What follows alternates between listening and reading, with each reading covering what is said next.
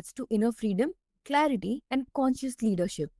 Today's guest is Sarah Leslie, a powerhouse entrepreneur, former physiotherapist, and transformational coach who spent over 20 years guiding people to transform their lives from the inside out.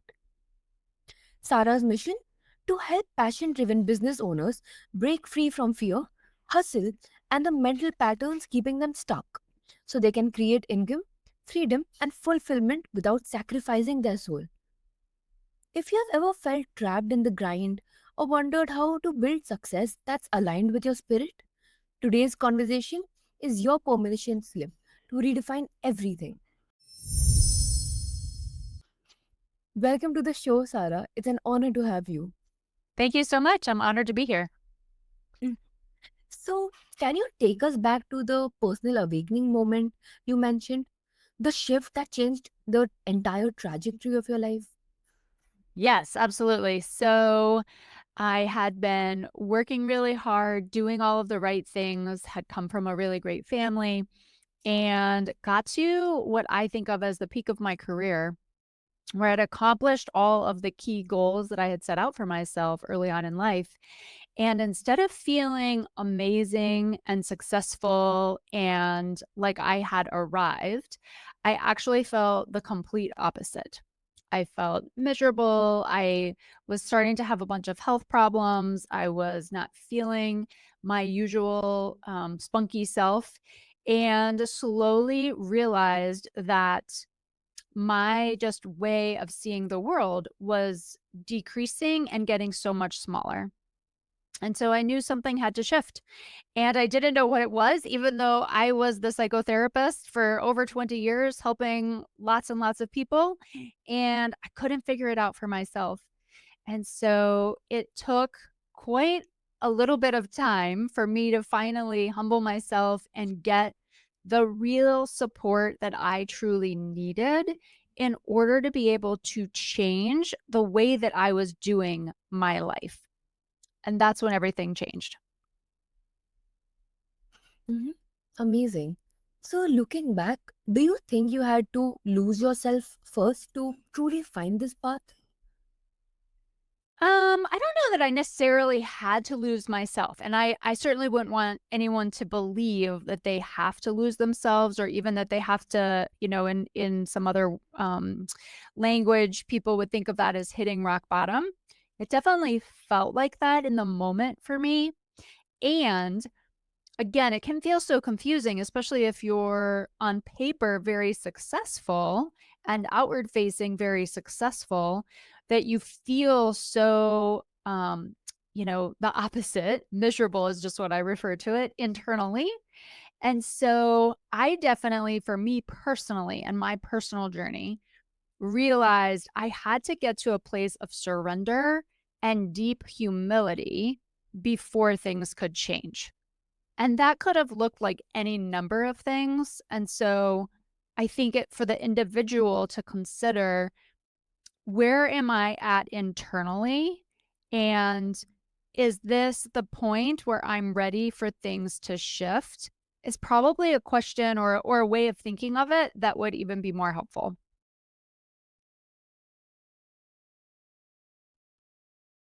That's such a profound reminder that breakdowns often come before breakthroughs. Yes, exactly. So, you talk about entrepreneurship being a spiritual journey. How did your work evolve from psychotherapist to coaching entrepreneurs at this soul deep level? Yeah. So, I grew up in the church. My dad was a pastor, and I was very much involved. We went to church like 3 times a week at least.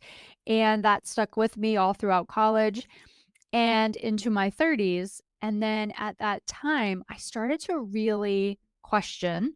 I'd always been very curious and had late night conversations with my dad, trying to understand different parts of the Bible and scripture and different ways that I was being taught to think. And there were several things that just never quite sat right with me that I couldn't wrestle through. And as I neared into my 30s, I again started to have a lot of questioning and trying to figure out what's really going on here. Plus, I had my psychotherapy world, which is like more psychology and mental health and understanding the human mind and human behavior. And I wanted to be able to reconcile those two worlds of my religious upbringing and my spiritual life alongside of the mental health world and all that I was learning about the human mind and our human behavior. And they just never quite fit together really well, or at least in a way that I felt they blended until I reached my later 30s and I started to really look at how to bring those two together and ended up receiving some coaching from actually the coach that coach and mentor that I still work with today, where he was able to help me really bridge that gap and bring those two together. And when I was able to see that connection, so many things started to make sense for me. And I was able to look at my whole life as a spiritual experience versus just one section of my life. Mm-hmm. Absolutely. So, what's the biggest internal block you see entrepreneurs facing again and again? Such a good question.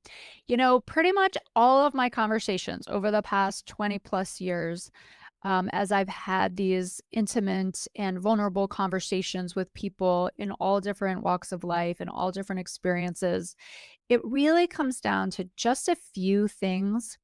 And typically, I think about it as simply as it comes back to fear and shame. And inside of those two very big concepts, right, they break down very specifically in so many different ways. But again, there's just a few core ones that I see. And so some of those core ones that people articulate to me is I don't really believe that I can have the things that I want. That's a really, really big one. It's very pervasive throughout all walks of life and especially inside of entrepreneurship. And it affects the entrepreneur so much more because literally their state of mind and their state of being is literally dependent on their income. Like their income is dependent on their mindset, on their way of seeing the world, on their way of seeing sales and bringing in money. And so if those things are out of alignment, if they're off, if they don't feel really good about who they are and what they're putting out into the world, then just naturally, right? So much of their life is going to suffer because their income is dependent on their own efforts to create their income, and they've gone into entrepreneurship for freedom and the capacity to have agency over their schedule and the activities that they're spending time doing from day to day. And so if they're believing thoughts and beliefs like I can't really have what I want, or the only way that I can really have all the good things that I really want is if I work really hard, if I work long hours, and I dedicate myself to my business. Right? So just again, they're leading themselves into a place of contradiction where on the one hand, their heart absolutely wants freedom, wants agency, wants to be creative, wants to create specific projects, do work in a specific way. While on the other hand, they're carrying these childhood beliefs around with him that actually contradict those very things that they went into entrepreneurship for. So I would say those are like the core ones that in general I end up talking about with people. And again, for those listening, they also sound so differently that at first you could hear whatever your current challenge is and you could think, oh, that has nothing to do with fear or feeling not good enough or believing I can't really have what I want. And it's literally happened every single conversation I've had with people where I've worked with them over a period of time. We really get into the conversation, and underneath all of the surface level experiences that they're having or the challenges that they're experiencing, sure enough, we end up finding those core themes, those core feelings, those core patterns.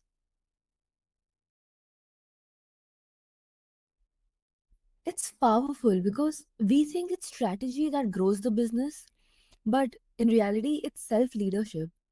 Absolutely. 100%. I'm so glad you said that word. I love that phrase, self-leadership. It's the game changer. So let's talk about hustle culture. How do we know when we're driven by aligned ambition versus fear driven hustle? Yeah, absolutely. So again, the thing that has really resonated for me and has shifted so much of my way of being in my business and just in my life is uncovering those, what we'll say, just sort of hidden patterns of hustle and struggle versus ease and alignment.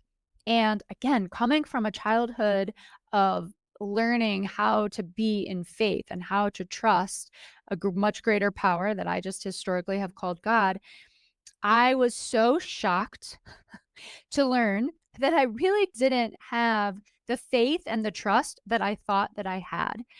And so as we started to uncover in my own world in the last 10 years, the different places where I was struggling, I came face to face with the reality that there was a lot more struggle and hustle and hardship that I was holding on to than there was the alignment and the trust and the feeling of flow.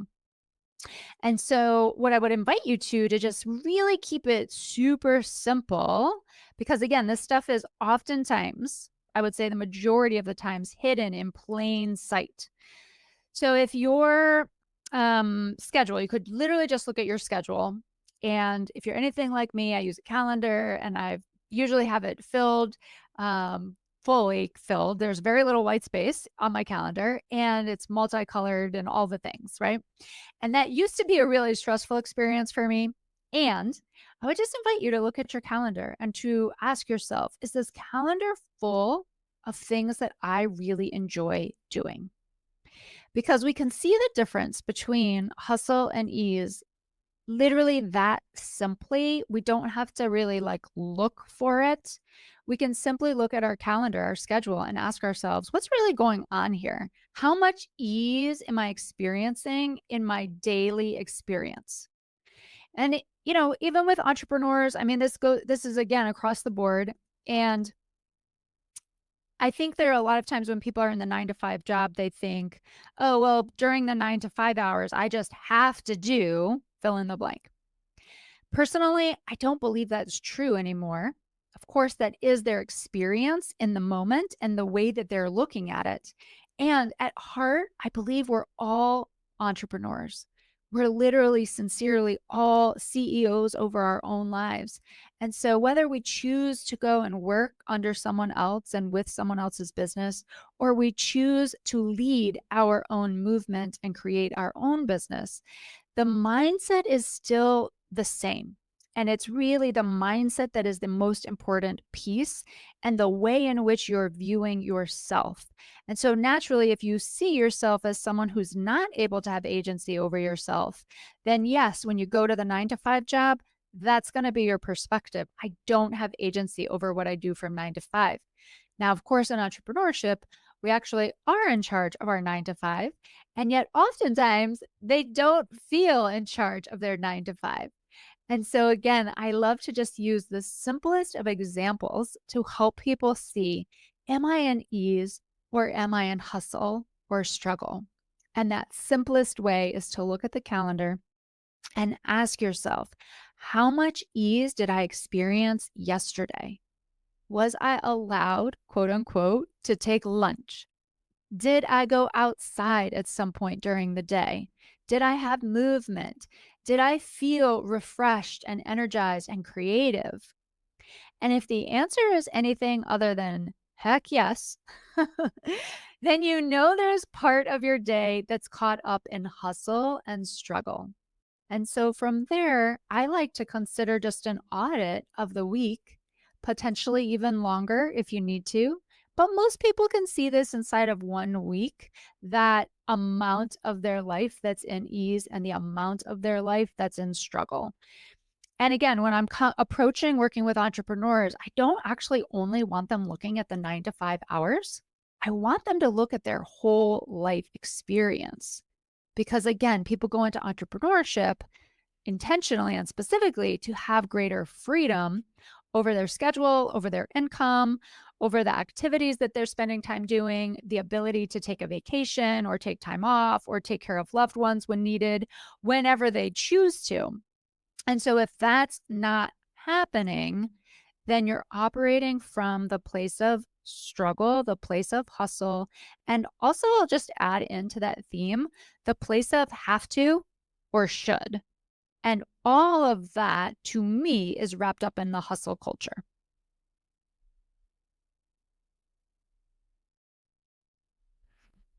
Mm-hmm. Absolutely. So, what's one daily practice someone listening can use to reconnect to their true motivation? Yes. Oh, I love this question. So, one of the things that I have really all of my clients, and actually even in the different venues that I show up and do free events, I am always talking to people about what is it your heart really wants. If you could have everything you wanted right now, what would that be? What would your life look like? And even in my years of working with very successful folks, very successful business people, oftentimes the answer is, I don't know. And oftentimes it sounds more like, oh, Sarah, that's such a great question. I don't know. I'd really have to think about that because that's just not something I think about on a day to day basis. And so I love to offer that as one of those techniques, tools that you can really simply dial in on. And as simple as this exercise is, it's also strangely hard at the very same time. And so a lot of the work that I do in the coaching environment and also in these free groups that I host, it's dialed in on helping people pull back the fear and that belief of I can't really have what I want so that they actually can write down their beautiful vision. Because I believe 100% that beautiful vision inside of every single one of us.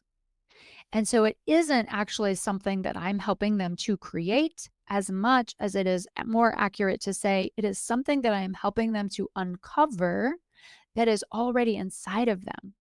And so, the listeners today, I would just encourage you to create some space in your day to day, in your world right now, this week, next week. Put a time on the calendar, separate out about 20 minutes is really all you need. And before you sit down for that 20 minutes, maybe you go for a walk. Maybe you listen to some music. I have a client right now who's really interested in turning on some music and doing a little dancing.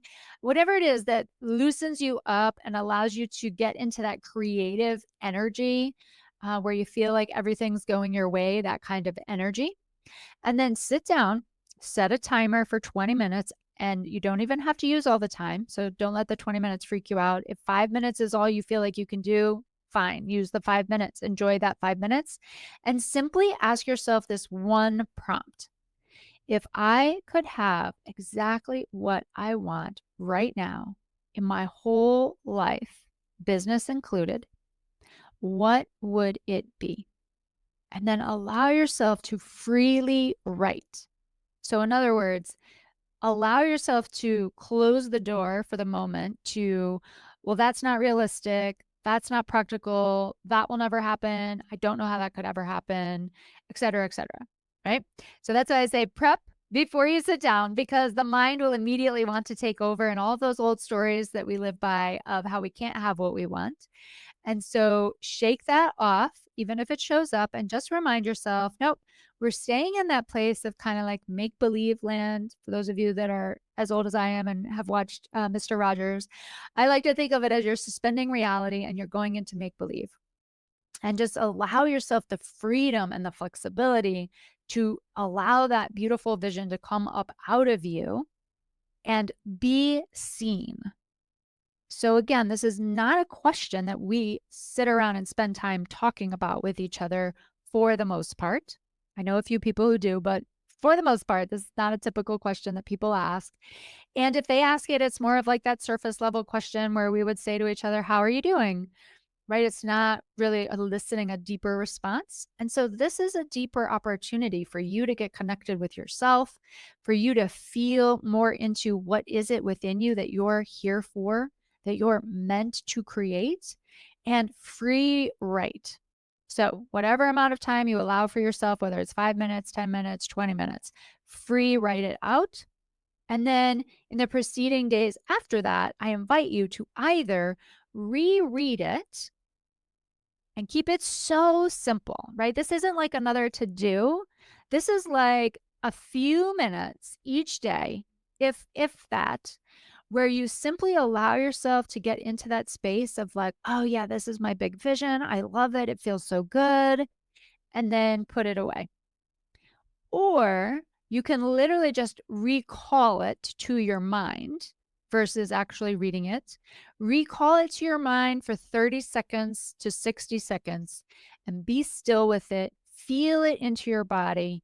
Imagine it inside of your mind and then go about your day.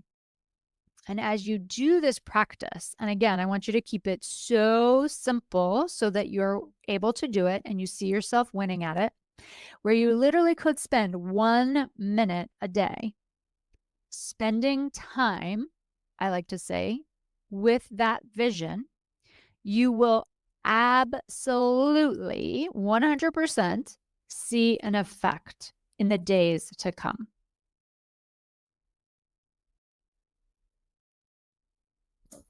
That shift from proving to trusting feels like the invisible milestone no one talks about. Ooh, yes. Say that one more time for me. I love it. That shift from proving to trusting feels like the invisible milestone no one talks about. Yes, it really is from proving to trusting.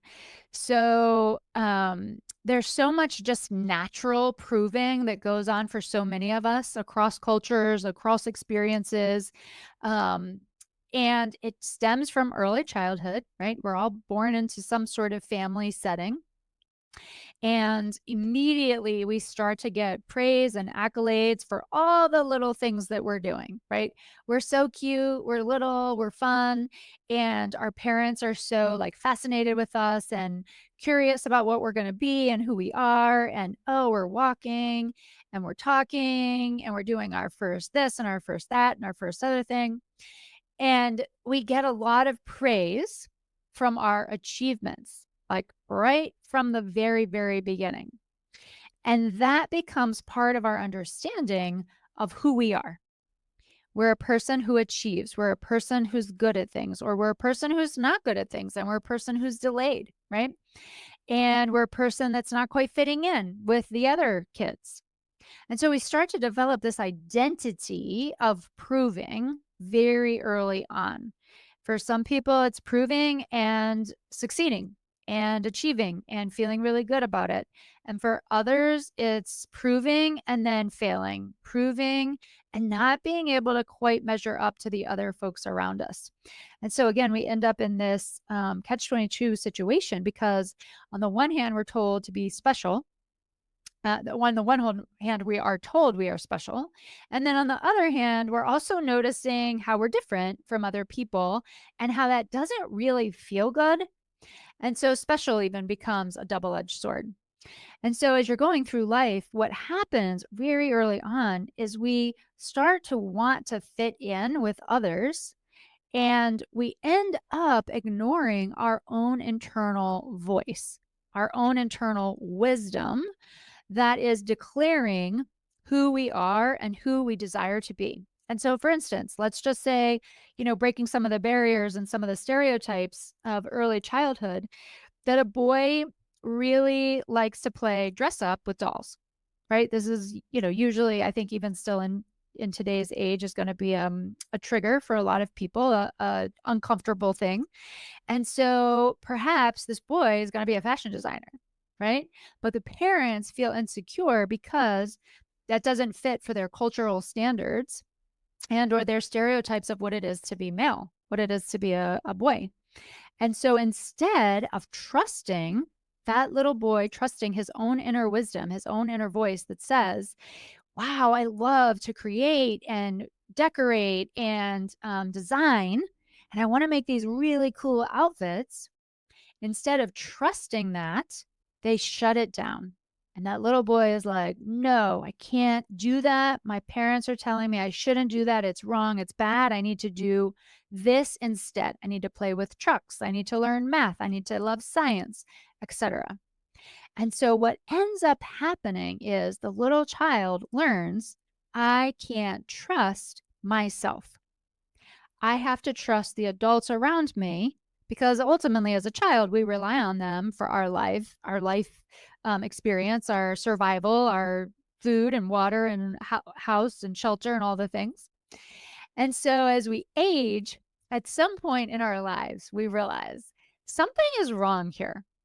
I don't quite know what it is, but something is amiss. I have these desires that I really want to see happen, and yet I'm not able to accomplish them. What the heck is this about? Right. And I myself found myself in that position so many times over the last 20, 30 years of feeling like I really wanted one thing, but not able to do it. And so the journey from one to the other, the first step, of course, is always awareness. Because even for myself, as the professional helper, educated, cultured, aware, and yet I still couldn't figure it out for myself. And so, to get that awareness, oftentimes we need an outsider to look at our lives and help us understand what is going wrong. What is amiss that I have these desires, these dreams, these big goals, and I, for the life of me, cannot seem to create them or allow them to be my experience. And so then we start into the path of learning how to trust ourselves, our own internal wisdom, and separate out our voice, our wisdom from the wisdom of those who we have been living by for all of the years previous. So it's a journey. And, I myself, like I said, I freely share my experiences and my struggles and the hardships that I went through. Again, as someone who is an obsessive learner, not only was I doing this work as a profession, I also in my free time was obsessed with learning all of the things and wanting to figure out how to make my life better, not only to help my clients. And I really wasn't able to make this massive shift into trusting myself, knowing that I'm okay, knowing that I'm provided for, knowing that I can create the things that I desire in my life and feel fully self reliant and self sufficient until I actually started working with my own coach, who I now consider to be my mentor. And he has taught me how to go within and actually separate out those voices in a practical, tangible kind of a way. And that is now the work that I help people do in my own coaching practice. Absolutely. That's amazing. So, Sarah, thank you for reminding us that entrepreneurship isn't just about building a business, it's about building a relationship with ourselves. And for our listeners, maybe today's insight is a sign you've been waiting for.